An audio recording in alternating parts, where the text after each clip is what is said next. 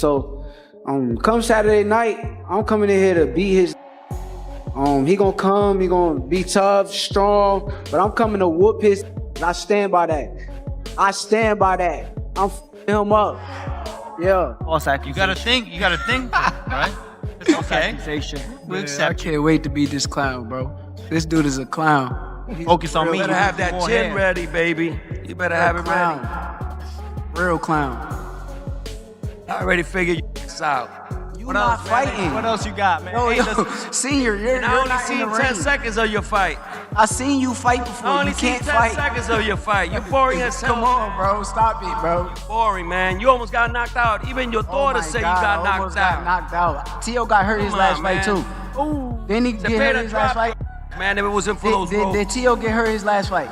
My son don't be throwing Did punches, Tio man. get hurt his last fight? My I son watched don't be him. throwing punches, man. The press conference took a sharp turn the moment Terence Crawford stepped in. What started as a standard face-off between Shakur Stevenson and Teófimo López instantly shifted once the politeness dropped. As soon as both fighters stopped playing it safe, the focus moved straight to pride, and that's when everything ignited. I think that he did some great things against them guys.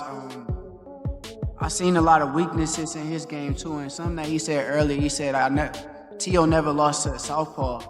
Well, I never lost to orthodox. So it ain't no different, but the difference is you never fought no elite fighter. Okay, I don't think y'all did either. Oh, so you gotta show it, baby. I don't think pressure's y'all on did you. either. I ain't see. Not on my son. I ain't see Lomachenko throw no punches. You for never 6 been on a big rounds. stage like this. I didn't see Lomachenko throw punches for You 6 never rounds. been on a big stage like I this. didn't see Lomachenko throw punches 'Cause we for 6 froze him. rounds. Okay, you gonna see. We gonna freeze you too. You better not throw the. Things escalated quickly when Teófimo Sr. brought up breaking codes, referencing wins over fighters like Lomachenko and Josh Taylor.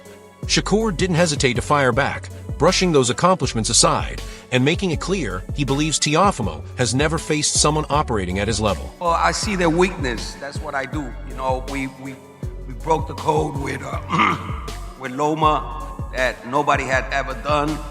You know, we didn't let him get comfortable in there. You saw that, you know, within like 8 rounds, he didn't know what to do. I did the same thing with Josh Taylor, and we're gonna do the same thing with Shakur. Real hard. Man, what do you say to that, bro? Like, do you hear him, bro? I just can't wait to beat him and shut him up. Tio not on this level.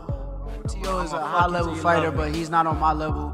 I'm an elite level fighter, and come January. From there, the exchange turned into non-stop verbal chaos. Shakur questioned Teófimo's mental stability. Teófimo clapped back by labeling Shakur boring and overrated.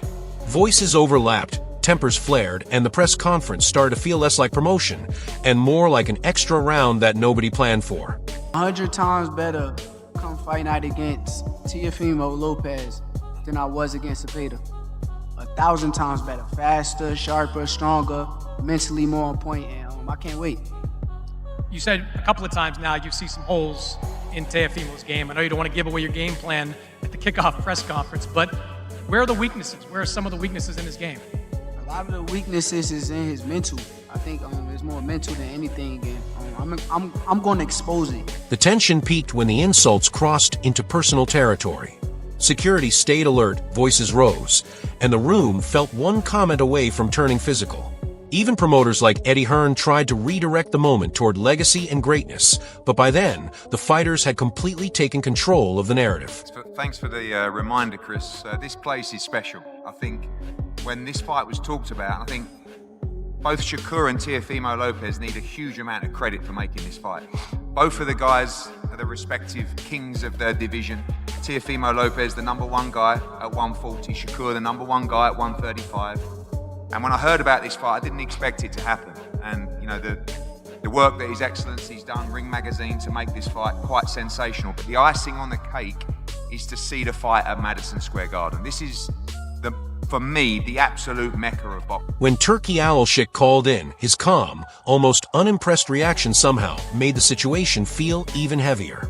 The contrast between his tone and the chaos in the room only highlighted how out of control the moment had become. This fight is the first step of crazy map of boxing next year at the beginning of 27. This is is not an easy fight. Thank you so much. By the end, both fighters were openly talking about domination, humiliation, and silencing the other. What unfolded didn't feel like marketing. It felt personal. The press conference became a raw preview of just how deep this rivalry has gone, and suddenly, January 31st stopped feeling optional. It felt inevitable. I don't know. I don't think he can get it done against Shakur when it comes to like, cause it's gonna be just a skill match. I don't think he's gonna try to rough Shakur off, and it's probably right after the emotional explosion. Teófimo López Sr. took the mic, and the energy shifted again, this time from chaos to calculated confidence. This wasn't trash talk. This sounded like a father outlining a philosophy. He dismissed concerns about stylistic mimicry or Philly shell talk, making it clear they aren't guessing, they're preparing.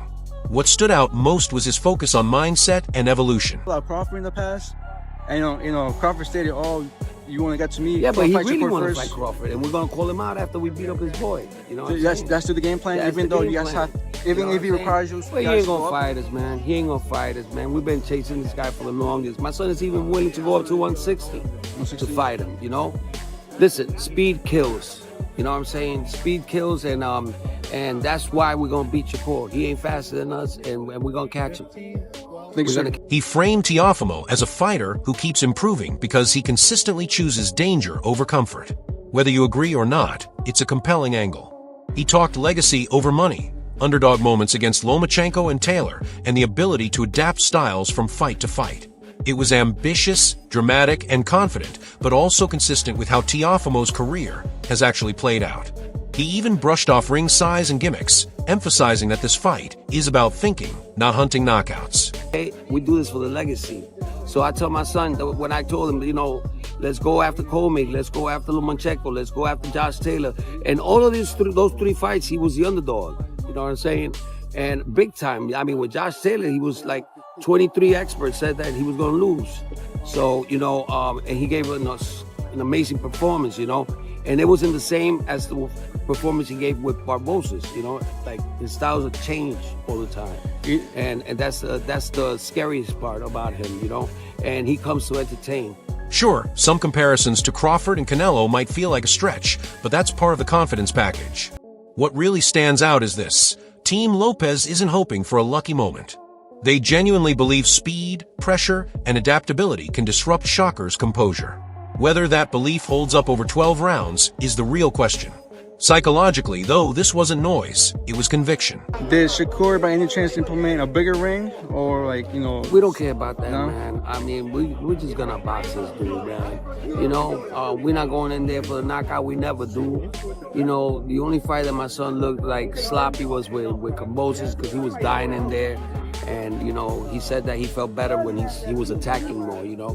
But we never do that. We always box. After Teófimo Sr. laid out that mental chess approach, the tone shifted again when Andre Ward and Roy Jones Jr. weighed in.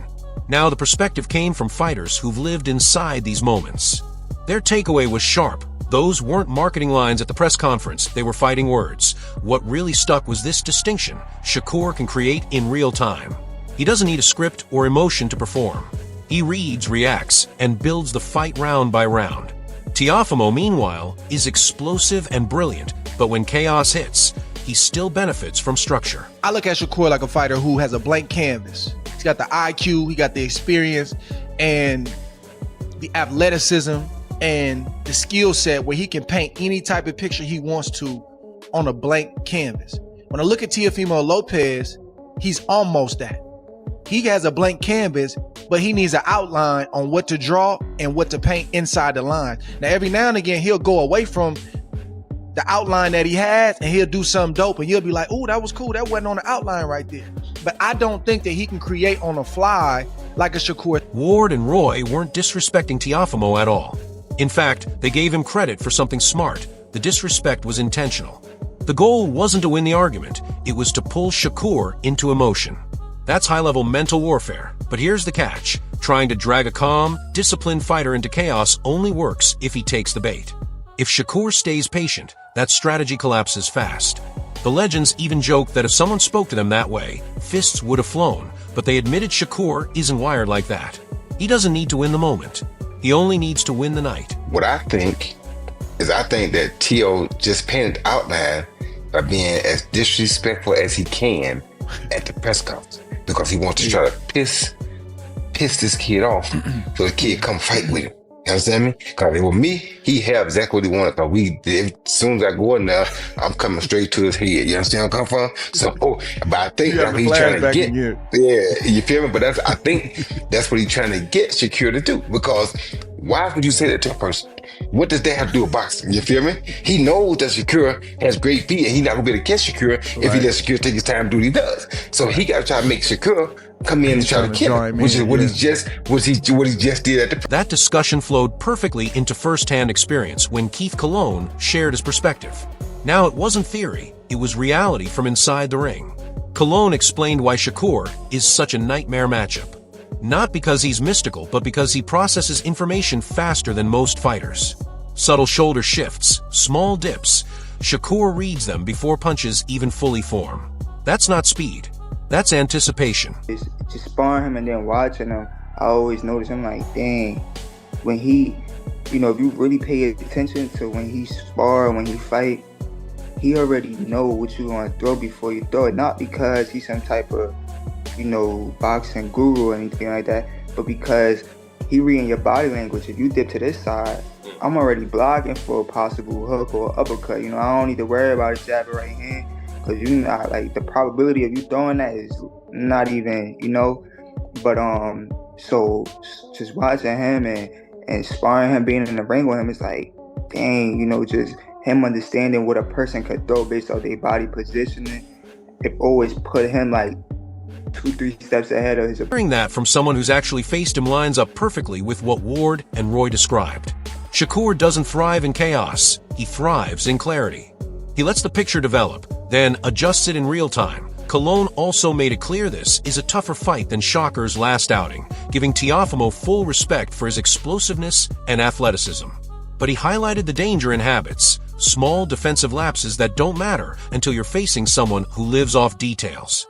Against Shakur, one mistake turns into a pattern, and patterns turn into lost rounds before you realize it. Sure, the most notable thing that come to mind is I remember when he fought Sander Martin. Like every time he threw a right hand to the body, he never had his lead hand up.